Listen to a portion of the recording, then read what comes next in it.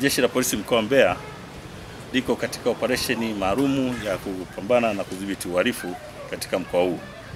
Hivi leo tumeweza kukamata shehena ya madawa ya kulevya ambayo yameingizwa nchini yakitokea nchi jirani kwa upande wa Malawi, na haya yalikuwa yanasafirishwa yakiwa katika gari namba T833 EDN aina ya Mitsubishi Kenta ambayo ilikuwa imebeba hii shehena iliyokuwa imechanganywa na pumba za mpunga, kwa maana kwamba huku nyuma walikuwa wameweka pumba na huko ndani kwenye sehemu ya bodi ndio walikuwa wamejaza huo mzigo. Kwa hiyo kutokana na taarifa ambazo tunazo na kwa sababu tunashirikiana na wenzetu wa mamlaka ya kupambana na kudhibiti madawa ya kulevya, basi baada ya kupata taarifa hii tumefika maeneo haya ya wilaya hii ya Rungwe, basi tukawa tumekamata hili shehena na mpaka sasa hivi upelelezi unachunguzwa kujua ni madawa mpaka sasa hivi nadhaniwa kwamba ni madawa aina ya bangi, lakini kwa sababu tunao wataalamu na tutapeleka kwa mkemia tutapata idadi kamili ya kilo ambazo zimebebwa.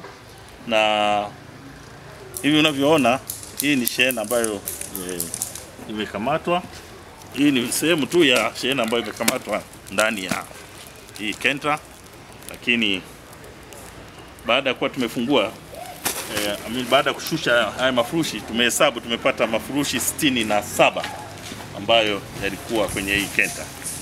Kwa hiyo nafikiri baada ya kupima sasa kwa mkemia tutapata kilo halisi ambazo zitaonyesha ni kiasi gani.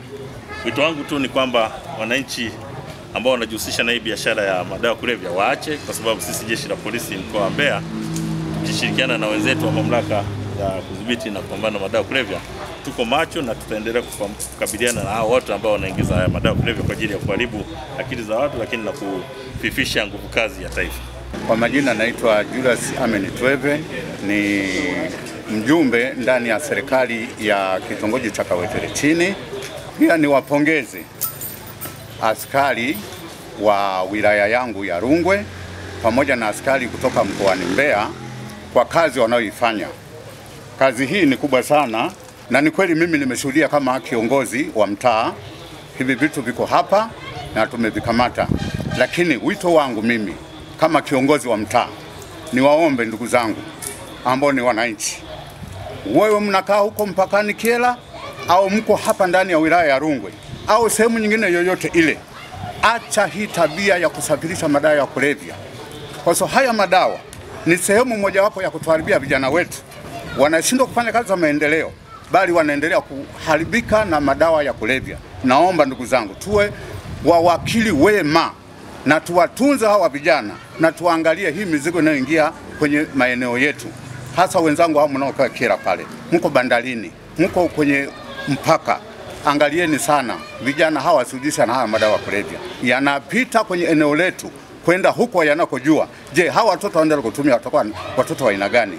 Naomba tusaidiane, tuisaidie serikali.